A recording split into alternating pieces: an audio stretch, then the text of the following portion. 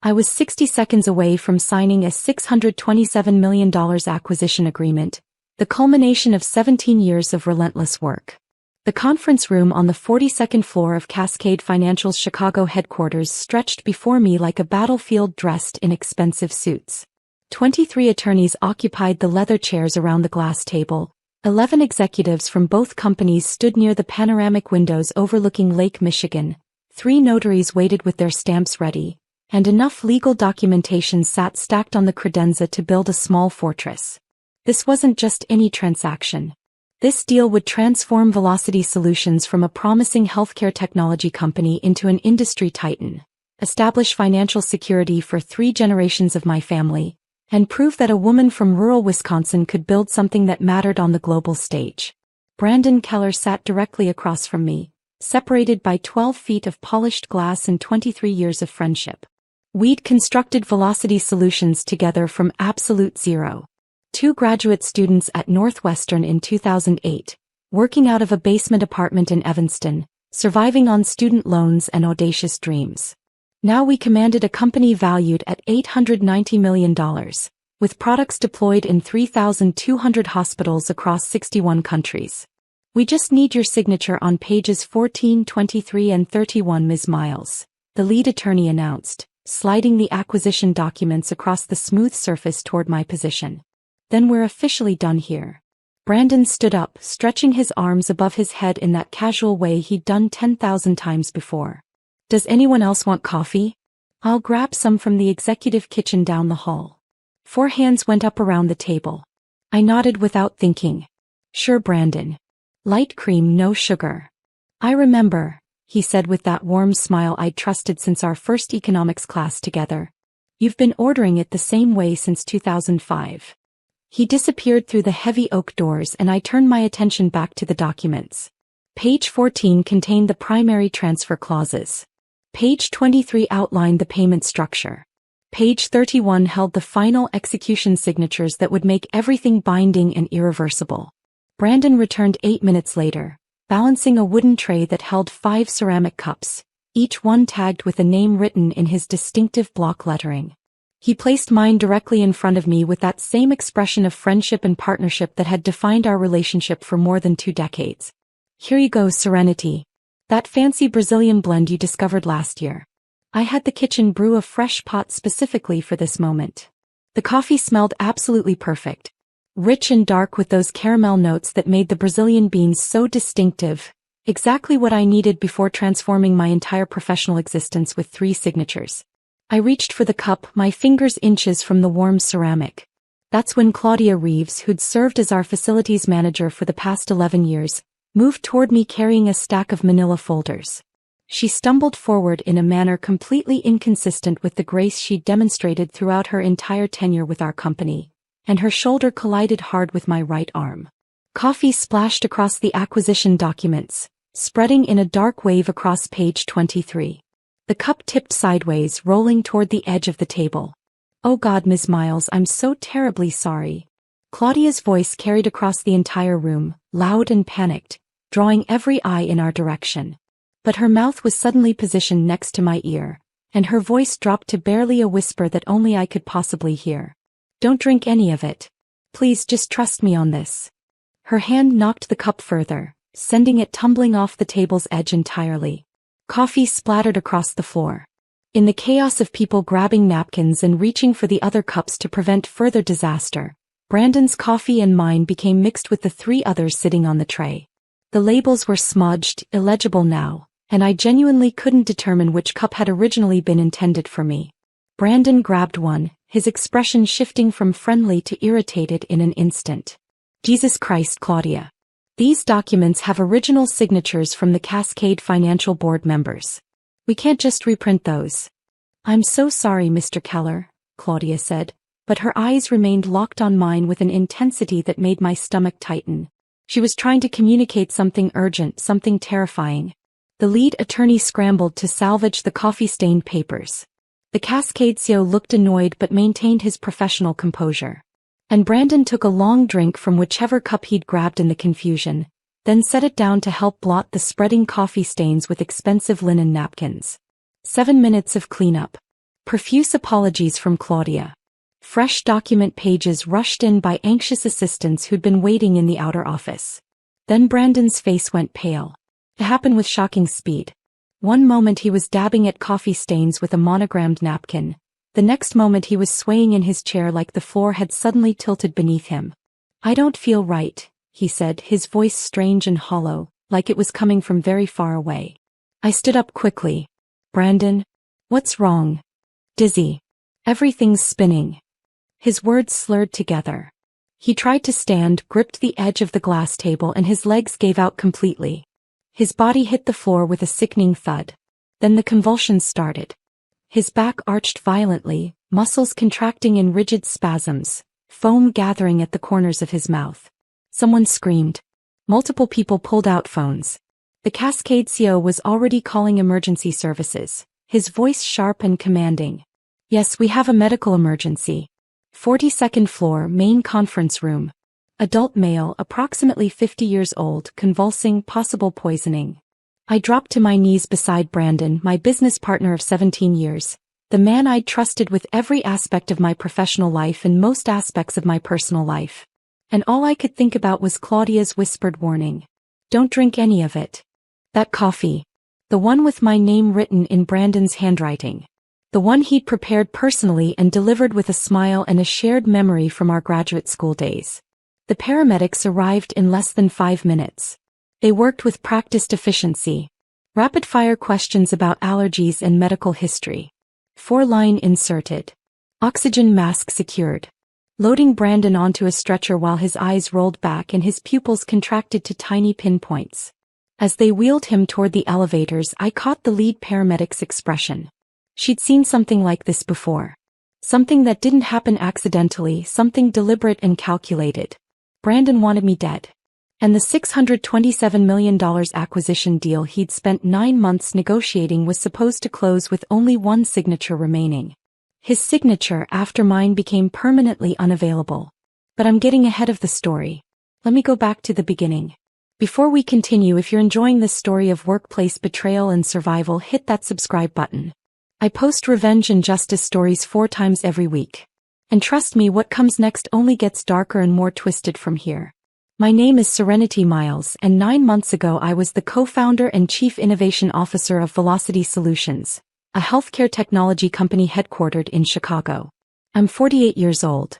Before Velocity, I spent 12 years working in military healthcare systems, developing patient data management software for the Department of Defense.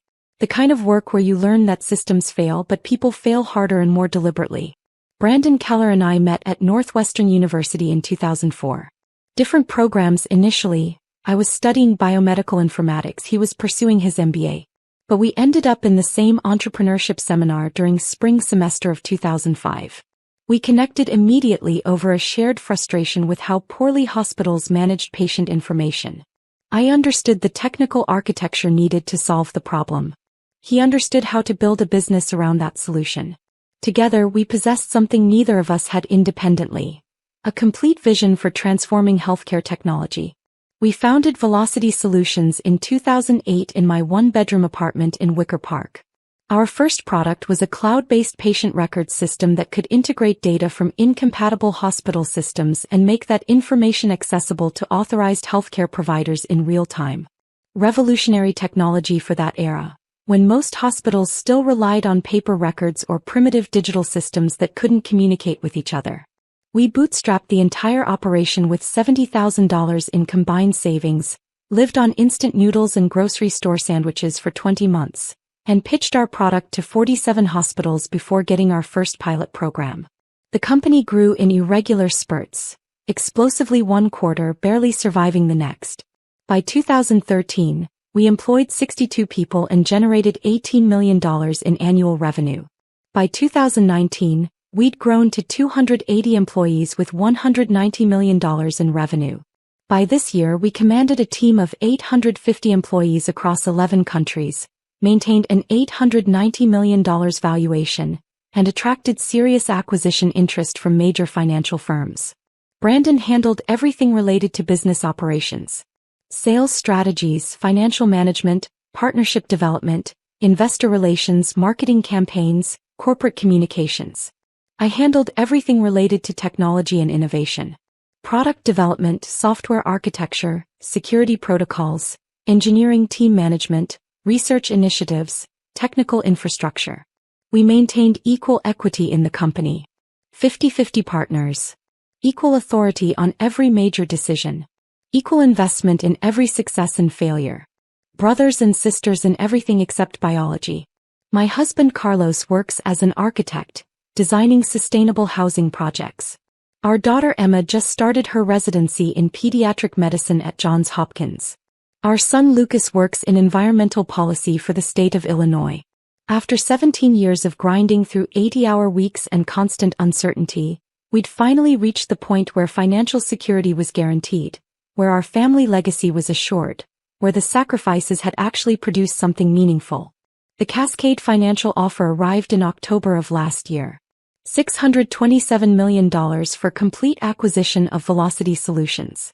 The number was staggering, transformative, the kind of offer that appears once in a lifetime if you're extraordinarily fortunate. Brandon was euphoric when we received the term sheet.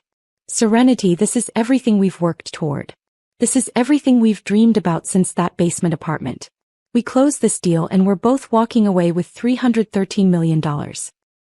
We'll never have to worry about money again. Our families will never have to worry.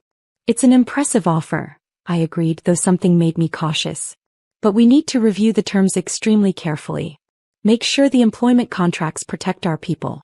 Ensure that our technology roadmap stays intact and our innovation culture doesn't get destroyed by corporate bureaucracy. Always the careful one, Brandon laughed, squeezing my shoulder in that familiar gesture of affection. That's exactly why we work so well together. I push us forward aggressively. You make sure we don't crash into walls we didn't see coming. We spent 4 months navigating through due diligence. Financial audits that examined every transaction in our company's history. Technical reviews that tested our software architecture and security protocols. Customer interviews that validated our market position. Regulatory compliance checks that confirmed we met all healthcare data protection requirements. Cascade Financial was thorough, professional, and increasingly confident that Velocity Solutions represented exactly the acquisition target they wanted. But something started feeling wrong around February. Small things at first, inconsistencies that individually meant nothing but collectively formed a disturbing pattern. Brandon taking phone calls in closed offices that previously would have happened in our shared workspace. Financial documents I couldn't access despite being co-founder with complete clearance for every aspect of our company. Board meetings scheduled during times when I had unavoidable client commitments, with summary minutes that arrived days late documenting decisions that had already been implemented. Strategic planning sessions that Brandon attended alone, coming back with vague explanations about routine procedural matters. Carlos noticed my tension. You seem worried about the acquisition. Having second thoughts about selling. Not about selling, I said. About Brandon. Something feels different. More secretive. More focused on closing quickly rather than closing correctly. Have you talked to him directly about it? Every time I raise questions he tells me I'm overthinking things. That I need to trust the process. Trust him. But my military training never left me. Trust but verify. Always verify. Never assume good intentions when actual evidence is available. I started documenting everything. Times Brandon claimed to be in client meetings but wasn't listed on our shared calendar system. Financial transfers that didn't match our normal patterns. Conversations that stopped abruptly when I entered the room. Emails that were suddenly marked private when our entire partnership had been built on radical transparency. Then in early March I was working late at our office. Past midnight. Everyone gone except building security. I needed a file from Brandon's office for a presentation scheduled the next morning. His door was locked, which was unusual. We'd always maintained keys to each other's offices, a symbol of our complete trust and transparency. Inside, his computer was still powered on. The screensaver was running, but the system wasn't locked. Sloppy security for a man who usually practiced perfect digital hygiene, who'd spent years lecturing our employees about the importance of locking workstations. I shouldn't have looked. Partnership is built on trust, on the assumption that your partner isn't hiding things that could destroy you. But something in my gut screamed that trust had already been systematically violated. I moved the mouse.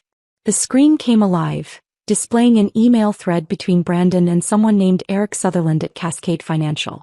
The subject line read, "Revised deal structure, confidential, do not forward."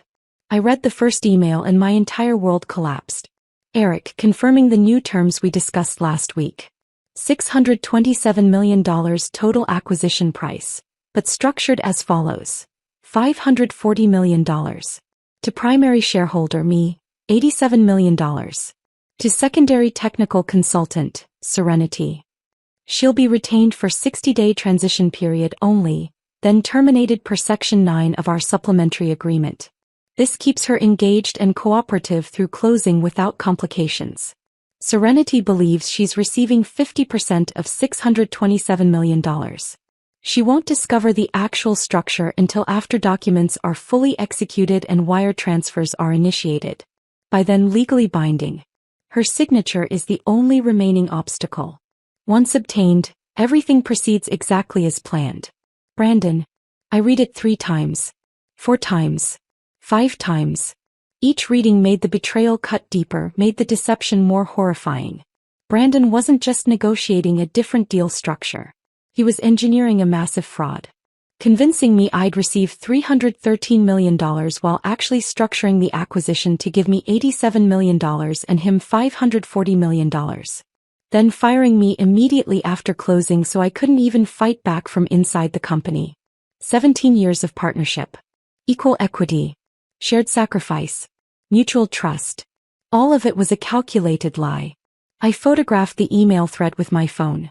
23 messages total spanning 4 months, detailing the entire conspiracy in explicit detail. How Brandon had convinced Cascade Financial that he was the operational genius behind Velocity Solutions while I was merely technical support who could be easily replaced. How he'd been restructuring corporate ownership documents without my knowledge or consent. How the deal was specifically designed to execute before I could possibly discover the truth. The final email in the thread was from 3 days ago. Brandon, one significant concern remains. Serenity is exceptionally intelligent and cautious from her military background. If she discovers the actual deal terms before signing, she'll immediately block the transaction and likely initiate legal action. We need absolute certainty that she signs without carefully reading the embedded clauses. I recommend you personally handle the signing meeting. Keep her comfortable, distracted, trusting, focused on the celebration rather than the details. Once her signature appears on page 31, it's done. No recourse. Eric Sutherland. Keep her comfortable. Distracted. Trusting. I left Brandon's office exactly as I'd found it and drove home through empty Chicago streets at 3 in the morning. Carlos was asleep. I sat in our kitchen until dawn broke over Lake Michigan, staring at those photographs on my phone, trying to process how completely I'd been betrayed by the person I trusted most in the world. The next morning I called my attorney, Celine Hammond, who'd handled our corporate legal work for 13 years. Celine, I need to show you something. And I need absolute confidentiality, even from Brandon. We met at a coffee shop in Naperville, far from our usual professional circles in downtown Chicago. I showed her the photographs. She read in silence, her expression darkening with each successive email. Serenity, this is fraud. Massive prosecutable fraud. If Brandon proceeds with this deal structure while actively representing equal partnership to you, he's committing multiple felonies. Securities fraud, wire fraud, theft, conspiracy. Can we stop it? Absolutely. File an immediate injunction. Freeze the deal. Force complete disclosure. Brandon would face criminal charges and civil liability potentially exceeding the entire acquisition value. How long would that take? Months at minimum. Possibly years. And Velocity Solutions would be completely paralyzed during the litigation. No acquisition, no growth, no ability to operate normally. Just endless legal warfare that destroys everything you've built. I stared at my coffee cup, untouched and growing cold. So either I let him steal $226 million from me, or I blow up the entire company in a legal battle that destroys everything we've created? Celine leaned forward. There's a third option. Let him proceed with the plan. Sign the documents. But I'll prepare comprehensive counter-documentation establishing the fraud, time-stamped and notarized before your signature. The moment his deception becomes operational, We execute immediate legal action. He gets arrested. The deal gets voided due to fraud in the inducement. And you maintain control of Velocity Solutions. That's extremely risky. Very risky, yes. But it gives you proof of completed intent, actual damages, and criminal action. Much stronger legal position than stopping him before he commits the crime. I thought about Carlos and Emma and Lucas. About 850 employees who trusted us. About 17 years of partnership that had turned toxic. Let's do it. The weeks leading up to the signing were surreal. Brandon acted completely normal. Friendly, excited, making plans for the vacation trips we'd take after the deal closed. All while knowing he'd engineered my financial destruction and professional termination. I acted normal too. Trusting partner, excited about our shared future, never letting on that I knew exactly what he'd planned. But I made my own preparations. I had Celine prepare a complete forensic audit of Velocity's financials, establishing my legitimate 50% ownership regardless of whatever documents Brandon had fraudulently altered. I had her draft emergency injunctions, fraud complaints, and criminal referrals, all ready to file within minutes of my signature. And I had her discreetly notify the FBI's white-collar crime division about a potential massive fraud in progress, providing enough detail that they opened a preliminary investigation but agreed to wait until the crime was completed before intervening. I also did something else. Something that would save my life. I told Claudia Reeves. Claudia had been our facilities manager for 11 years. Efficient, observant, absolutely loyal.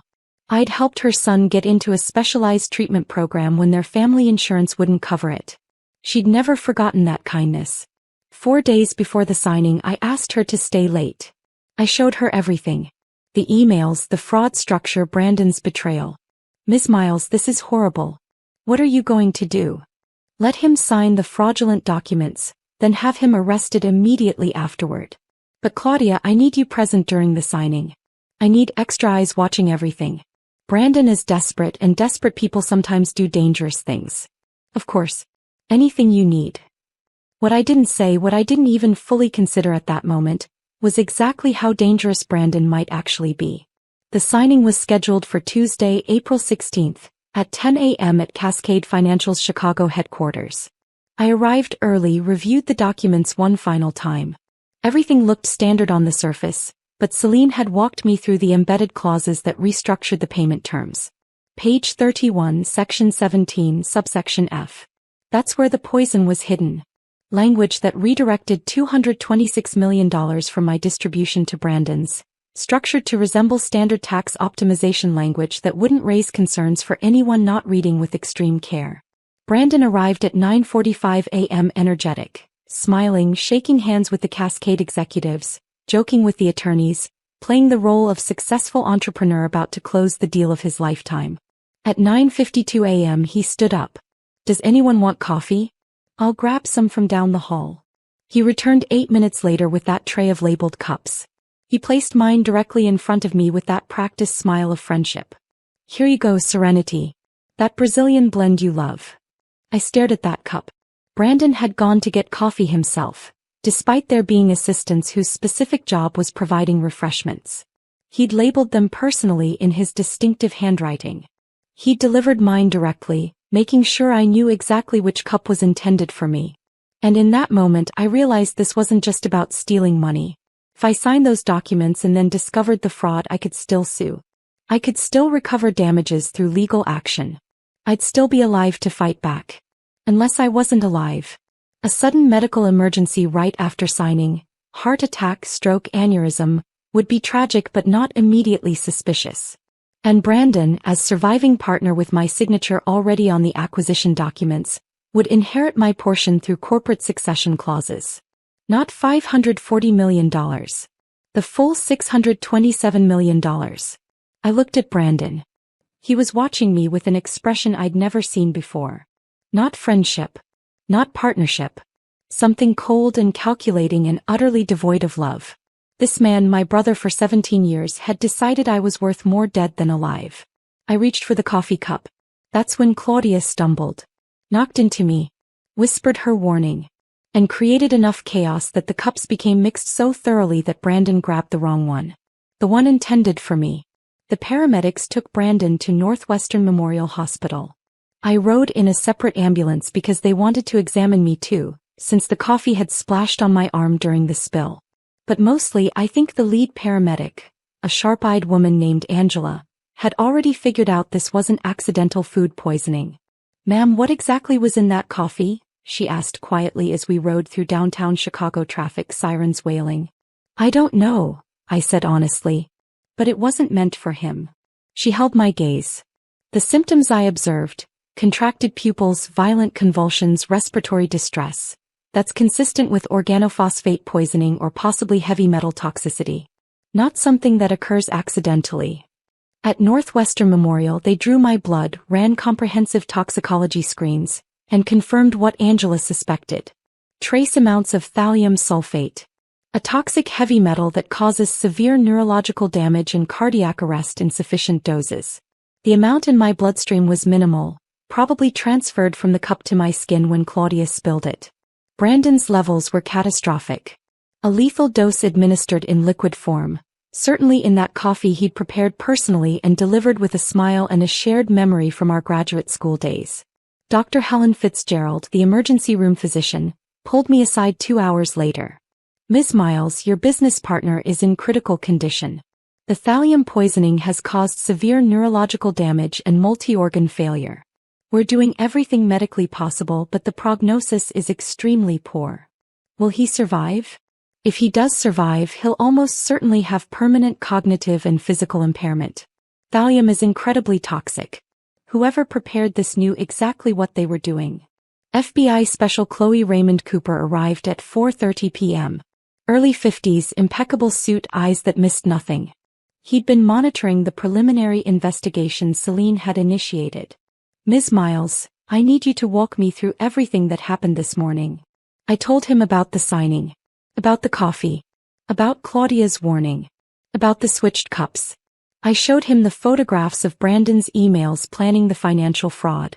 I explained my growing realization that Brandon had planned not just theft but murder. "We'll need to search Mr. Keller's home and office immediately," Chloe Cooper said. "If he prepared that coffee himself, there will be evidence. Purchase records, storage location, residue." The search warrants executed that evening. What they found was damning. In Brandon's home office, a locked safe containing 180 grams of thallium sulfate, purchased from an overseas chemical supplier under a false identity. Instructions printed from toxicology websites about lethal dosages and symptom timelines. And a journal. A detailed journal written in Brandon's handwriting, spanning 7 months. October 12th. Cascade deal confirmed. Need to restructure terms to maximize my share. Serenity will object if she knows. Must keep her completely in the dark. November 8th. Spoke with Eric. He'll support revised deal structure if I can guarantee Serenity's signature. Suggested supplementary side agreement. December 19th. Serenity asking too many questions about documents. Getting suspicious. Need to accelerate timeline. January 30th. Final decision made. Cannot risk Serenity discovering fraud and blocking deal. Only solution is permanent removal. Researched various methods. Thallium appears ideal. Mimics natural cardiac event. Difficult to detect unless specifically tested. At Serenity's age, 48, cardiac event during high-stress acquisition signing would be tragic but medically believable. February 15th. Acquired thallium from overseas supplier using false identity. Testing dosage calculations. Single dose in coffee should be sufficient. March 8th. Practiced coffee preparation timing. Need to ensure I deliver the correct cup directly to Serenity. No possibility of confusion. April 16th. Today.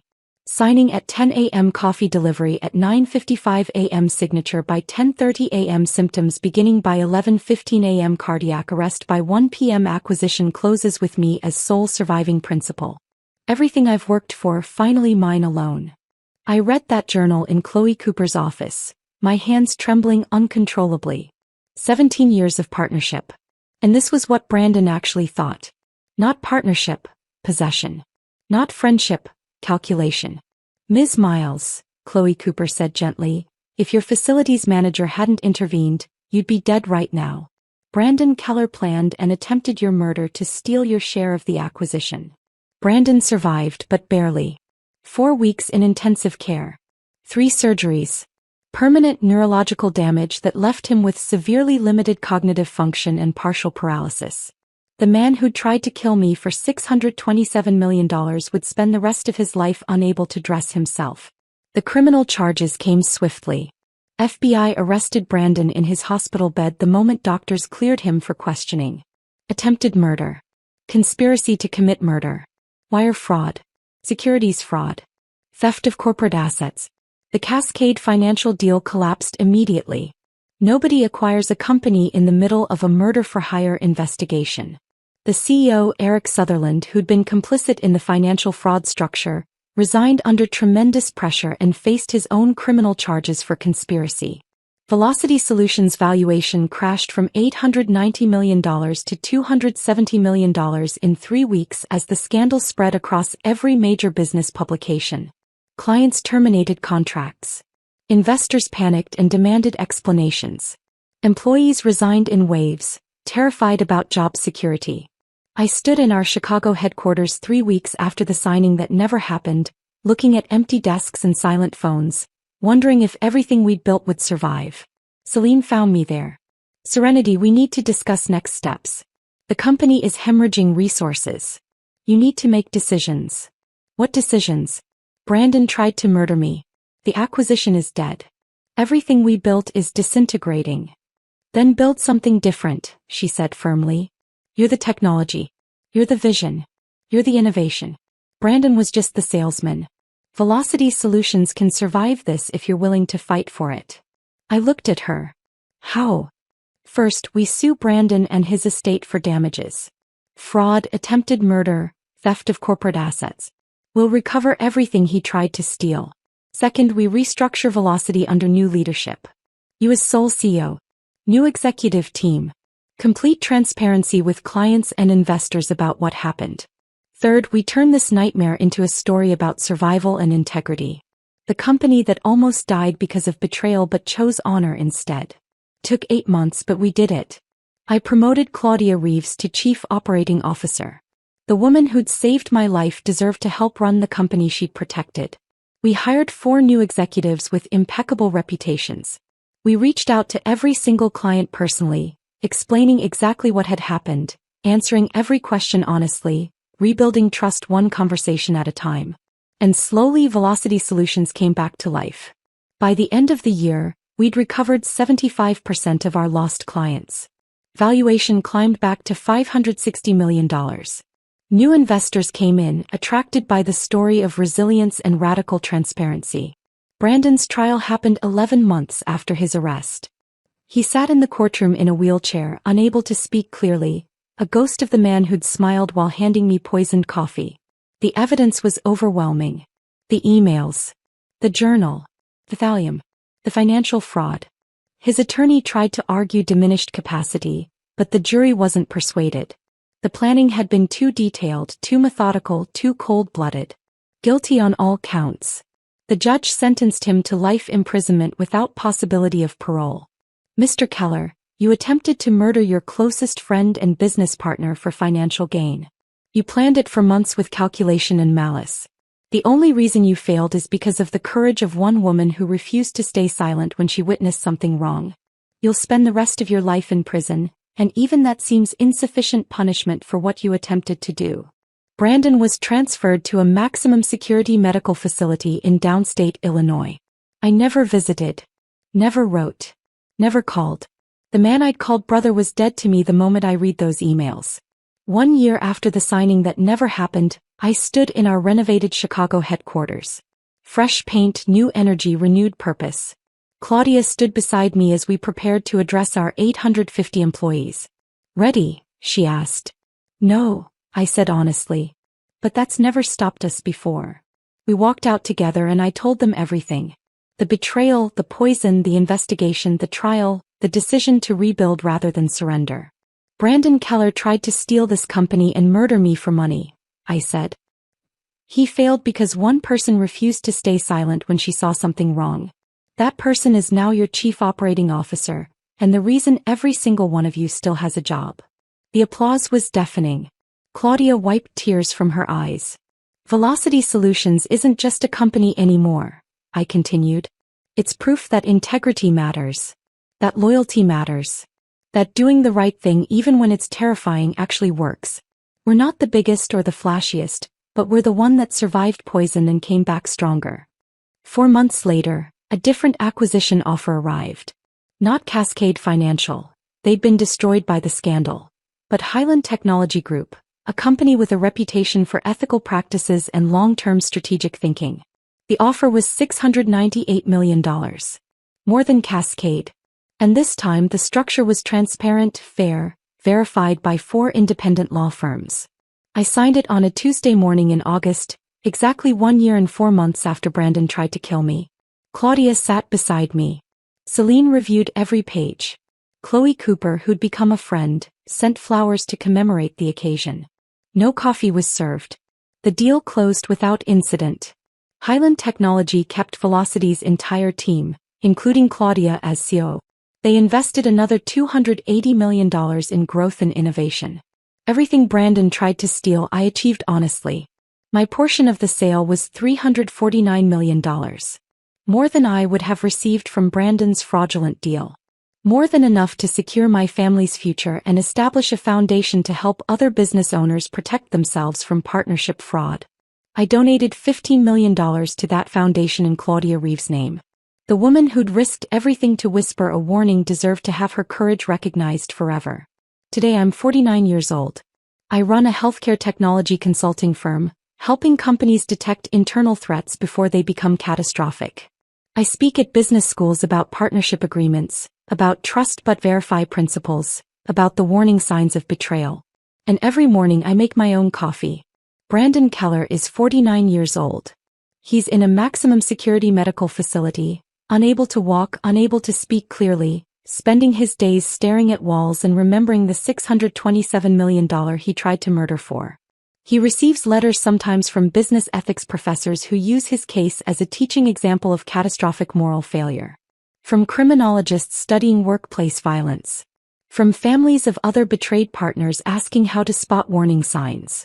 I don't know if he reads them. I don't care. The man I called brother chose money over honor. He chose murder over partnership.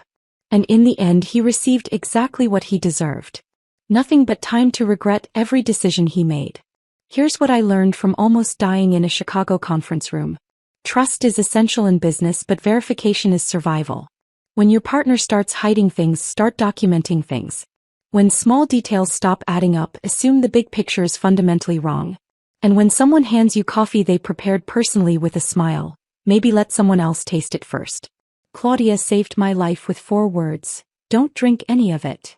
Sometimes that's all it takes. One person willing to speak truth even when it's dangerous, even when it's costly, even when nobody would blame them for staying silent.